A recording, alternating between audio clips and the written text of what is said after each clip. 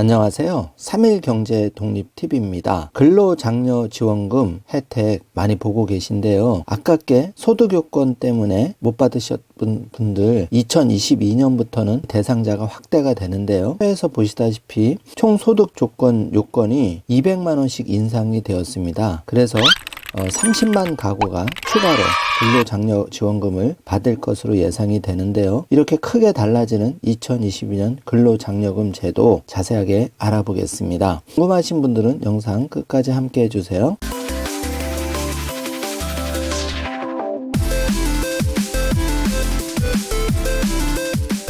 자, 그럼 바로 시작합니다. 달라지는 2022년 근로장려금 30만 명 더 받을 수가 있는데요. 아깝게 탈락하신 분들 또 적게 받으신 분들 오늘 영상 꼭 확인해 주시기 바라겠습니다. 2022년 근로장려금 과연 뭐가 달라질까요? 이렇게 기존 소득 요건이 단독 가구는 2천만 원에서 2,200만 원으로, 헛벌이 가구는 3천만 원에서 3,200만 원으로, 맞벌이 가구는 3,600만 원에서 3,800만 원으로 확대가 되는데요. 근로장려금은 국가가 빈곤층 근로자 가구에 대해서 현금을 지원해주는 근로연계형 소득지원 제도죠. 근로장려금은 근로소득의 규모에 따라서 차등 지급하는데 제도 자체에 근로를 유인하는 성기능을 부여하고 있습니다. 열심히 일하고 있지만 재산도 소득도 적어서 생활이 어렵다면은 그런 직장인 분들, 근로자, 사업자, 종교인들에게 지급하는 국가의 장려금인데요. 어려운 상황에서도 계속 근로하는 것을 장려하고 실질 소득까지 지원하는 목적으로 운영되는 근로연계형 소득지원 제도죠. 많은 분들이 혜택을 보고 계신데요. 근로장려금을 신청할 수 있는 대상은 가구원 요건과 총소득 요건, 재산 요건이 맞아야 됩니다. 먼저 총소득 요건 살펴보면은요, 연간 부부 합산 총소득이 가구원 구성에 따라서 정해진 총소득 기준 금액을 충족해야 되는데요. 예를 들어서 단독 가구는 최저 4만 원 이상 2천만 원 미만이어야 되고, 헛벌이 가구는 최저 4만 원 이상 3천만 원 미만, 맞벌이 가구는 600만 원 이상 3,600만 원 미만이어야 합니다. 자, 두 번째는 신청자와 가구원이 소유한 재산의 합계액이 2억 원 미만이어야 하는데요. 여기서 재산은 부동산, 자동차, 예금 등을 말하는데 2022년 근로장려금은 2021년도 6월 1일 기준으로 한다는 점 꼭 체크해 주시기 바라겠습니다. 따라서 근로장려금을 신청하기 위해서는 이처럼 가구원 요건과 총소득 요건과 재산 요건의 기준을 충족해야 합니다. 만약에 충족했다면 지원금 신청 대상자인데요. 총 급여액과 가구원 구성에 따라서 산정된 근로장려금 산정표에 근거해서 지급이 되는데요. 단독 가구는 27,000원에서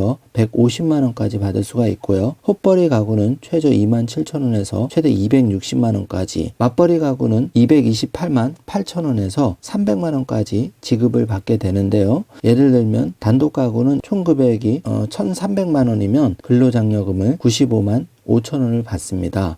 또 총 급여액이 300만 원일 경우에는 116만 3천 원을 받게 되시고요. 총 급여액이 600만 원인 근로장려금은 150만 원을 받는데요. 이렇게 케이스가 다양하기 때문에 꼭 확인해 주시기 바라겠습니다. 자, 헛벌이 가구입니다. 예를 들어서 700만 원 이상 1,400만 원 미만 소득 요건일 경우에는 근로장려금 지급액은 260만 원을 받게 됩니다.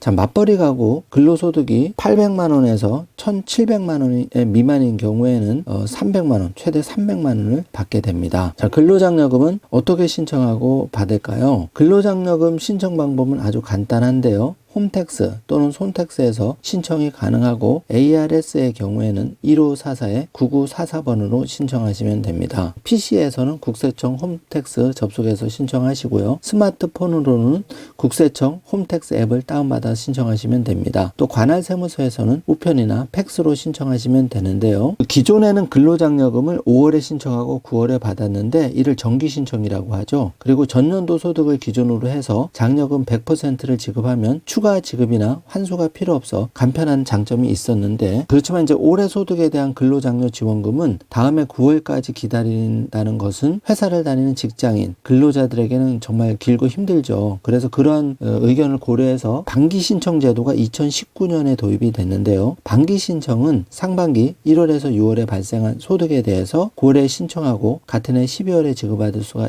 있고요. 하반기 7월에서 12월에 발생한 소득에 대해서는 다음해 3월에 신청하고 6월에 지급을 받습니다. 반기 신청은 정기 신청 대비해서 각각 9개월, 3개월 더 빨리 받을 수가 있고요. 다만 각각 장려금 산정액의 35%만 받을 수 있고 나머지는 정기 신청 지급 시기에 최종 정산해서 지급받게 됩니다. 상하반기 지급받는 금액이 연간 산정 금액보다 작았다면 추가 지급받게 되고 만약에 컸다면 그 차액을 5년간 지급할 장려금에서 차감하는 방식으로 이루어집니다. 예를 들어서 2021년 근로장려지원금을 보면은요. 2021년 귀속 상반기분에 대해서는 지난 9월 1일에서 15일에 신청을 받았고 12월 30일에 35%가 지급이 됩니다. 2021년 귀속 하반기분은 내년 3월 1일에서 3월 15일에 신청을 받아서 6월 30일에 35%가 지급이 됩니다. 2022년 9월 30일에 최종 정산해서 나머지가 지급이 되는데요. 2021년 귀속 상반기 분에 대해서는 지난 9월 1일에서 15일에 신청을 받았죠. 그래서 12월 30일에 35%가 지급이 됩니다. 참고하시고요. 지금 2021년과 2022년 근로장려금의 차이점,